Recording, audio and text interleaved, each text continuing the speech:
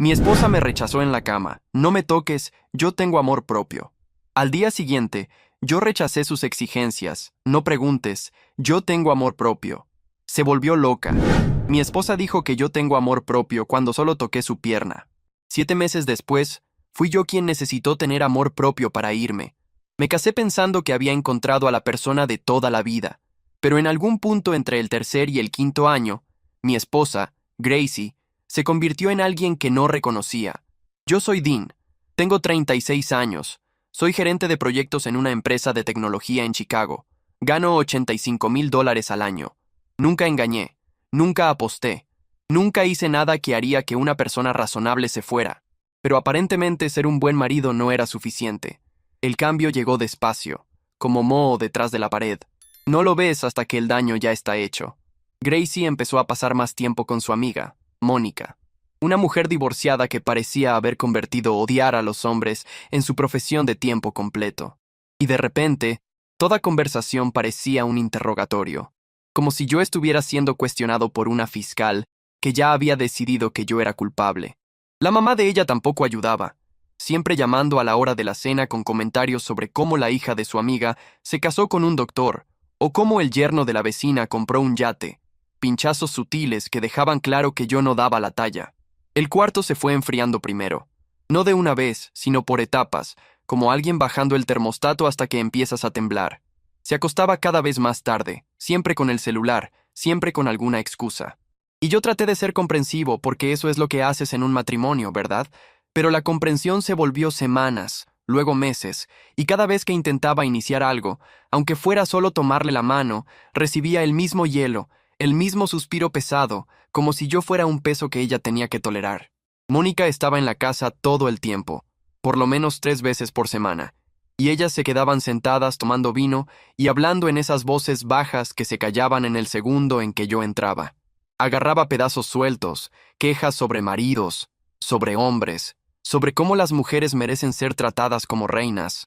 Gracie empezó a repetir esas ideas, haciendo comentarios sobre trabajo emocional y carga mental, términos que nunca le había oído usar antes, poniéndome como el villano de una historia de la que ni sabía que formaba parte. La mamá hacía videollamada durante la cena y Gracie se quedaba 40 minutos hablando mientras la comida se enfriaba. Y cuando yo sugería que devolviera la llamada después, me acusaban de ser controlador. El trabajo se volvió mi refugio, lo cual es triste. Empecé a esperar la hora de ir a la oficina porque, por lo menos ahí, la gente me trataba con respeto básico. En casa, sentía que vivía pisando cascarones, sin saber qué iba a hacerlos explotar. Empecé a notar cosas, cómo se iluminaba cuando vibraba el celular, pero apenas reconocía cuando yo entraba por la puerta. Cómo se pasaba una hora arreglándose para salir con Mónica, pero ni se molestaba en quitarse el sudadera para mí. Cómo nuestra tarjeta de crédito tenía cargos de tiendas que nunca había oído mencionar, mientras ella se quejaba de que no teníamos dinero para nada divertido. Mi hermano Jake vivía allá en Wisconsin. Nos hablábamos una vez al mes y él venía insistiendo en que fuera a visitar su cabaña en el lago. Decía que me veía estresado, pero Gracie siempre tenía algún pretexto para que no fuera. Ahí vino esa noche a finales de abril que lo cambió todo.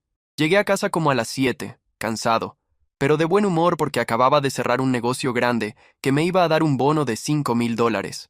Entré esperando que tal vez pudiéramos celebrar, ir a ese restaurante italiano que le gustaba, tener una plática normal como las de antes. Gracie estaba en el sofá con la laptop y ni levantó la mirada cuando dije, «Hola». Le conté del negocio, del bono, esperando que la buena noticia atravesara esa pared que había construido. Dijo, «¡Qué padre!». Los ojos nunca salieron de la pantalla. El tono sugería que de padre no tenía nada. Me bañé, regresé en ropa cómoda, esperando que la noche mejorara. Me senté a su lado, dejando un espacio respetuoso entre nosotros, y después de unos minutos puse la mano en su pierna. Nada inapropiado, solo un toque sencillo, el tipo de cosa que hacen las parejas casadas. Se apartó como si la hubiera quemado. «No me toques», dijo, con voz seca y fría. Quité la mano, confundido, pregunté qué pasaba. Finalmente me miró y la expresión en su cara era de asco. «Yo tengo amor propio», dijo, enfatizando cada palabra. «No voy a dejar que me toques cuando tú quieras». Las palabras me pegaron como cachetada, no porque gritara, sino porque fue casual. ¿Por qué convirtió un gesto simple en algo sucio y exigente con una facilidad absurda? Pregunté qué quería decir. Mantuve la voz calmada. Puso los ojos en blanco, cerró la laptop de golpe, se levantó y dijo que se iba a dormir. Tú puedes dormir en el cuarto de visitas hoy, agregó. Necesito espacio. Espacio del marido que trabajaba 50 horas a la semana para ayudar a pagar todo. Espacio del hombre que nunca le levantó la mano, nunca la insultó, nunca le dio motivo para tratarme como extraño. No la seguí, no discutí, no supliqué. Solo me quedé sentado ahí sintiendo que algo dentro de mí se quebraba. No exactamente mi corazón, sino mi disposición a seguir haciendo el papel del marido comprensivo que acepta las migajas que le tiran. Apenas dormí esa noche. Solo estuve acostado pensando en cómo habíamos llegado ahí. A la mañana siguiente, Gracie salió del cuarto con cara de descansada. Se hizo café solo para ella. No me ofreció. Actuó como si nada hubiera pasado. Empezó a hablar de verse con Mónica para comer, de necesitar dinero para comprarse ropa nueva.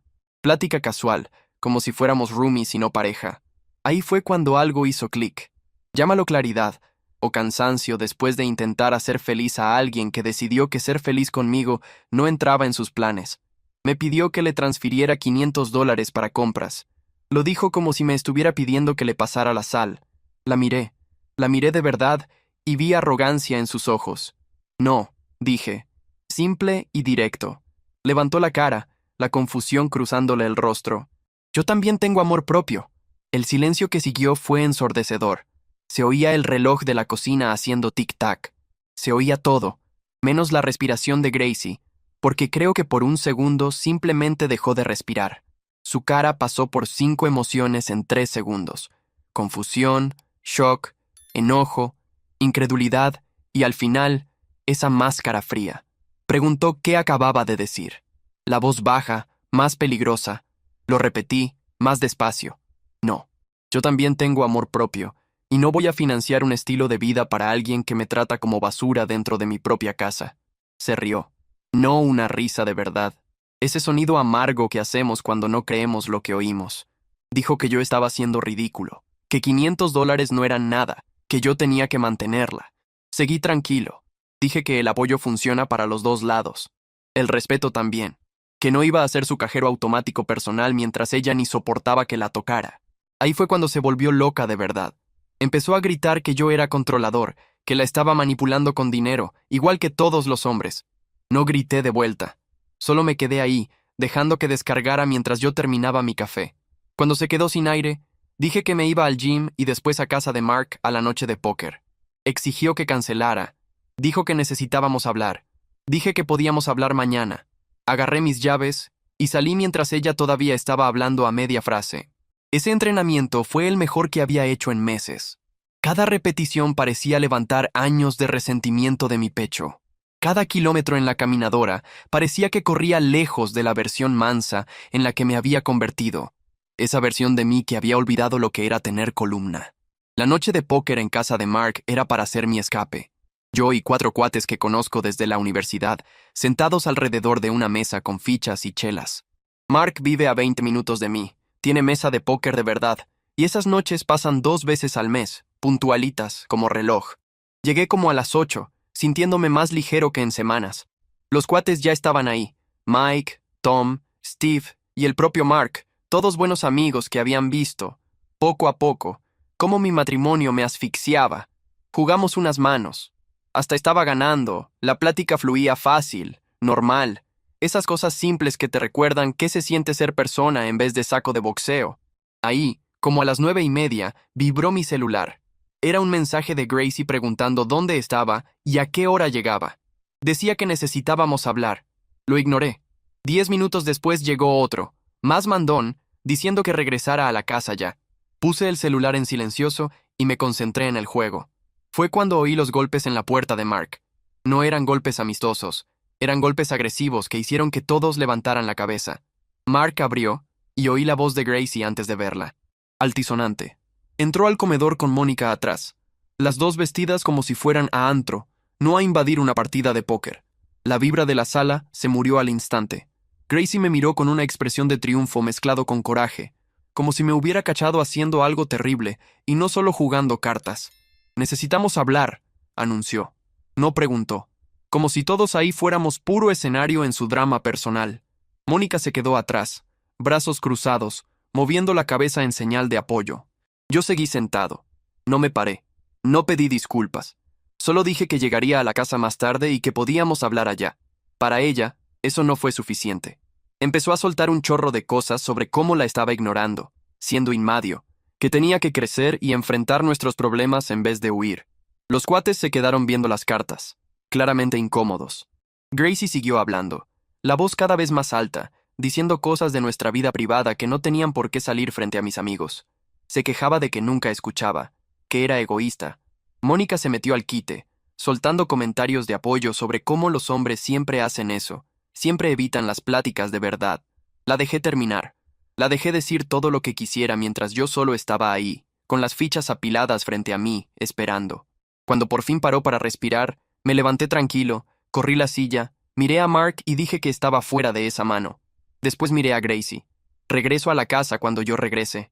El shock en su cara es algo que voy a recordar siempre, como si hubiera roto una regla no escrita que decía que ella podía interrumpir mi vida cuando quisiera, pero yo no tenía derecho a poner límites. Pasé junto a ella y Mónica, agarré mi chamarra y salí sin voltear. Oí a Gracie gritándome mi nombre, la voz ahora chillona, exigiendo que regresara, pero yo solo seguí caminando, subí al carro y me fui. No a la casa. Todavía no. Manejé como 2 horas, tratando de procesar cómo me había rastreado y tratado de humillarme frente a mis amigos. Y todavía trajo a Mónica de refuerzo, como si fuera una intervención. Cuando llegué a la casa, casi medianoche, el depa estaba oscuro. Gracie estaba en el cuarto, con la puerta cerrada, y yo me fui directo al cuarto de visitas. A la mañana siguiente empezó la Tercera Guerra Mundial. Gracie ya estaba despierta temprano, esperándome en Pertencias. Se quedó parada en la puerta como si hubiera agarrado una escena del crimen. ¿Qué es esto?, preguntó, en un tono que mezclaba shock y acusación. Ni siquiera paré de doblar la playera que tenía en la mano. Estoy acomodando mis cosas. ¿Acomodando tus cosas para qué? Su voz subió un tono. ¿A dónde vas con eso? Levanté la mirada hacia ella. Me voy de aquí. Se quedó muda un segundo. Después sus ojos se abrieron como si hubiera dicho que me iba a aventar de un puente. No puedes simplemente irte. Soltó. Esta es nuestra casa. Tú eres mi marido. Respiré hondo. Era nuestra casa. Y yo fui tu marido. Entró al cuarto con pasos duros, sacó el celular del bolsillo y empezó a marcarle a la mamá ahí mismo, caminando de un lado a otro como general llamando refuerzos. Yo seguí doblando ropa. Ya no había nada que discutir. 5 minutos después, la puerta principal se abrió de golpe. La mamá entró casi corriendo, con esa cara de quien va a armar un show. Mónica estaba con ella, obvio, como si fuera su sombra. ¿Qué está pasando? La mamá ya vino gritando. Mamá dijo que estás empacando tus cosas. Cerré la maleta despacio. Sí. ¿Por qué?, retrucó, como si no pudiera procesar la idea. La miré, sin coraje, sin temblor. Solo estoy cansado, porque ya no aguanto vivir así. Esto se acabó hace rato. Yo solo lo estoy formalizando. Mónica abrió la boca para decir algo, pero la mamá de Gracie fue más rápida. ¿Te volviste loco? ¿Después de todo lo que ella hizo por ti? Disparó. Me reí bajito, sin humor. ¿Qué hizo por mí? ¿Despreciarme? ¿Tratarme como intruso? ¿Echarme de la cama? ¿Humillarme frente a mis amigos? Gracie dio un paso adelante. Estás exagerando. Esto es drama. Estás armando drama para castigarme porque pedí respeto. ¿Respeto? Repetí. Tranquilo. Gracie, tú no me respetas desde hace meses, tal vez años. Ni soportas que te toque. Me llamas controlador cuando pido una cena sin videollamada. Trajiste a tu amiga a invadir mi noche con mis cuates como si yo fuera un adolescente escapando de casa. Y cuando pongo un límite, te haces la víctima. Abrió la boca. La cerró. Respiró rápido. ¿Me estás abandonando por un mal momento? Intentó. No es un mal momento. Es un patrón. Mónica por fin se metió, confirmando el papel que había asumido hace rato. Dean, tienes que dejar de hacerte el mártir. Eres hombre. Siempre crees que tienes la razón. Gracie se está redescubriendo, aprendiendo a no aceptar menos de lo que merece. La miré con una calma que ni yo sabía que tenía. Mónica, tú no tienes nada que ver aquí. Y la verdad, fuiste tú la que ayudó a arruinar lo bueno que había. Su cara se endureció. Ah, claro, soltó. Culpa a la divorciada. Típico. No mordí el anzuelo. Solo volví con Gracie. Ya metí la solicitud de divorcio. La consulta ya fue. Firmé contrato de renta, ya tengo lugar. Y la próxima semana te llega la notificación oficial. Gracie se puso pálida. ¿Ya hablaste con abogado? Hablé. ¿Sin avisarme? Igual que tú tomaste todas las decisiones sobre nosotros sin avisarme. La mamá empezó a llorar de coraje, diciendo que yo era un ingrato, que estaba destruyendo a su hija. Gracie se quedó paralizada ahí unos segundos, como si el piso hubiera desaparecido. Y ahí vino el ataque. ¿Crees que te vas a salir con la tuya y te quedas con todo? Escupió. ¿Crees que soy pendeja? Agarré la carpeta que tenía junto a la maleta y la abrí. No, no lo creo. Por eso está todo aquí. Saqué una hoja separada. Ya separé lo que es tuyo. Mitad de la cuenta conjunta. Mitad de lo que compramos juntos. Tus documentos, tus cosas personales. No quiero nada que no sea mío. Solo quiero paz. Agarró el papel con manos temblorosas, lo leyó demasiado rápido para entender, y me miró como si me hubiera convertido en un extraño peligroso. Esto es ridículo. Estás siendo frío. Estoy siendo justo. Meneó la cabeza, la cara empezando a retorcerse en una mezcla de pánico y coraje. No puedes hacerme esto. Soy tu esposa.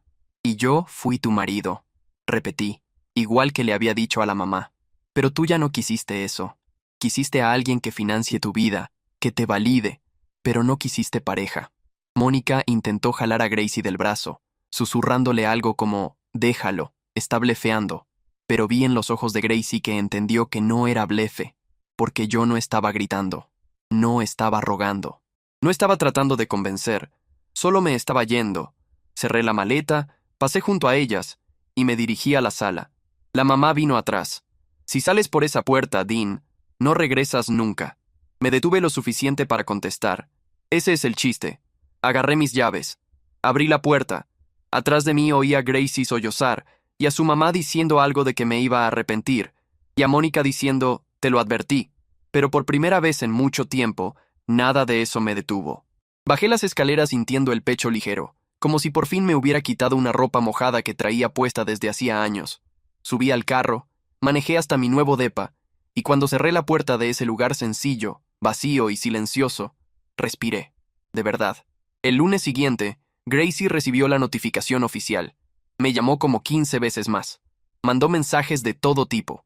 Coraje, amenazas, culpa, llanto, intentando negociar, intentando seducir. No contesté. Todo pasó por Patricia.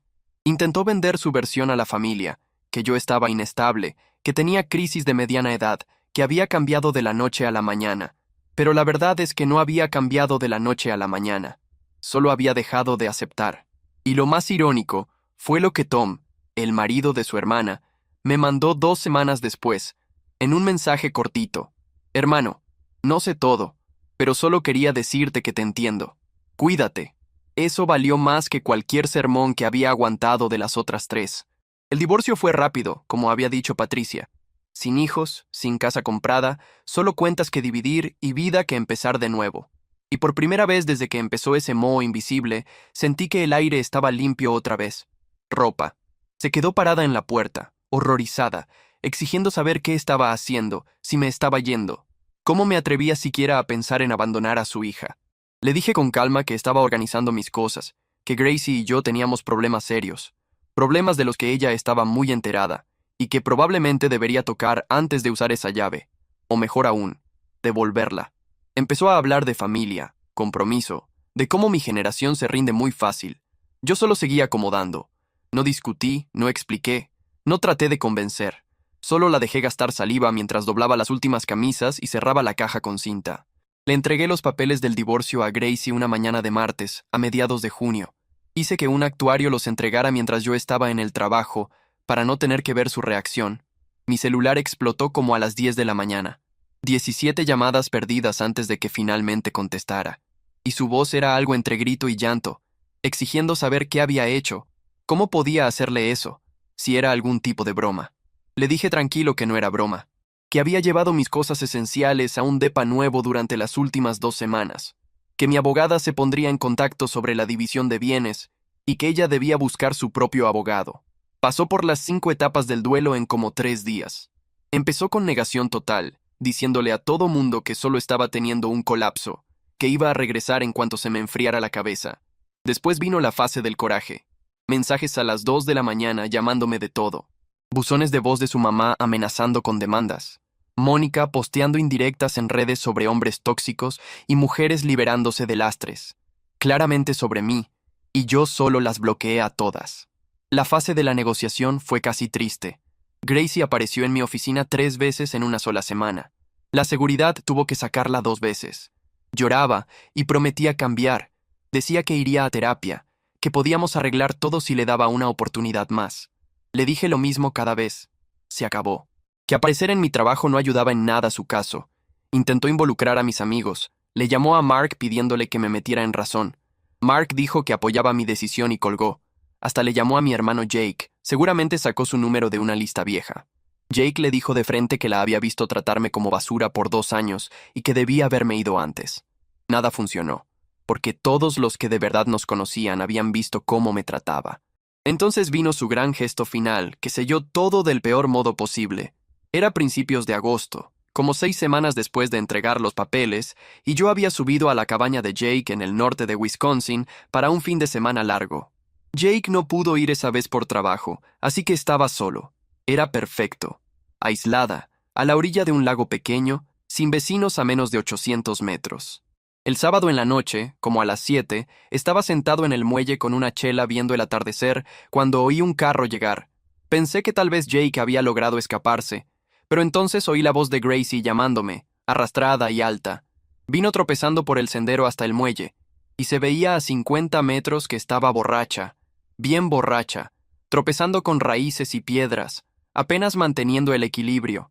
Traía tacones por alguna razón, totalmente fuera de lugar para una cabaña a la orilla del lago, y un vestido como si se hubiera arreglado para salir de noche, no para manejar 4 horas hasta el medio de la nada. Lloraba y gritaba al mismo tiempo, diciendo que necesitábamos hablar, que no podía tirar 5 años de matrimonio, que me amaba y que yo estaba siendo cruel. Me quedé en el muelle. No fui hacia ella. Intenté calmarla de lejos. Le dije que no debió manejar así, que necesitaba irse. Siguió avanzando, sin ver por dónde pisaba. Los tacones se atoraban en las tablas de madera. Vi pasar antes de que pasara, como ver un accidente en cámara lenta.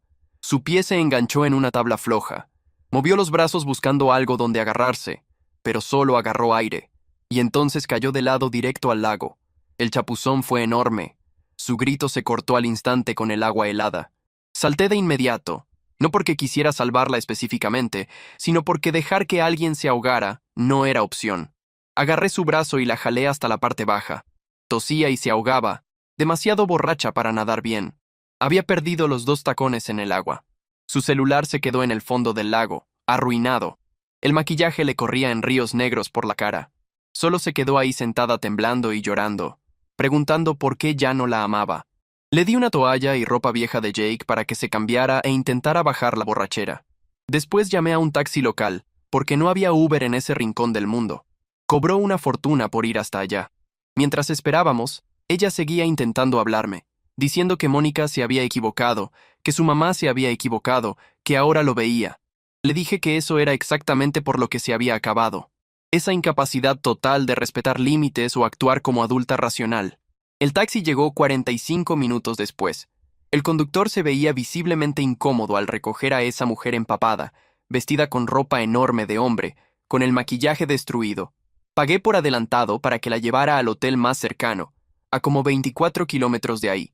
Le pedí que se asegurara de que entrara segura. El lunes por la mañana, mi abogada Patricia me llamó. Aparentemente, alguien en el lago había visto todo. Gracie llegando borracha, los gritos, ella cayéndose al agua. Jake lo comentó cuando subió al día siguiente. Dijo que, si necesitaba declaración de testigo, seguramente podía conseguir una. Patricia dijo que eso ayudaría muchísimo al caso. Mostraba un patrón de inestabilidad y acoso. Después de eso, el divorcio avanzó rapidísimo. Gracie no tenía base para pelear. No había prueba de error de mi parte, y ya no tenía energía para seguir.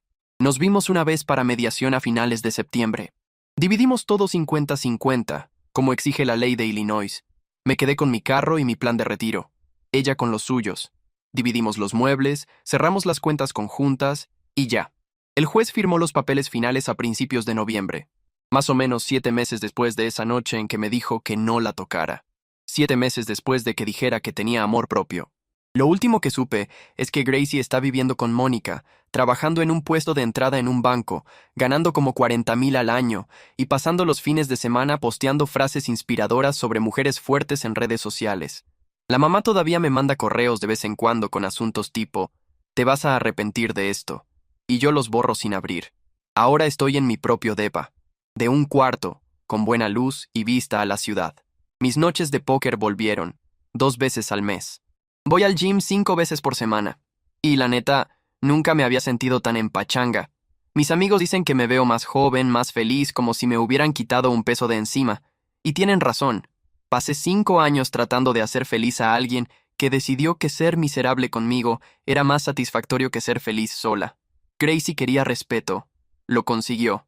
Yo me respeté lo suficiente para irme. A veces, lo mejor que puedes hacer por un matrimonio es acabarlo. Y a veces, la persona que más grita que tiene amor propio es la que menos entiende lo que significa. Aprendí que amor propio no es controlar a otro o hacer exigencias. Es conocer tu valor y no aceptar menos de lo que mereces.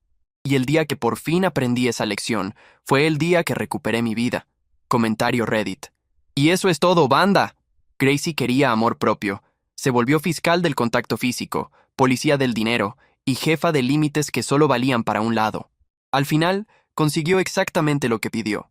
Respeto, solo que el respeto fue él respetándose y saliendo por la puerta. Qué chistoso como algunas confunden trátenme como reina con tú conviértete en mi sirviente emocional y financiero. Y cuando el vato por fin pone un límite, lo llaman crueldad. Moral de la historia. Quien anda gritando yo tengo amor propio todo el tiempo normalmente no está defendiendo dignidad, solo está justificando privilegio. Dean no perdió un matrimonio. Recuperó su vida.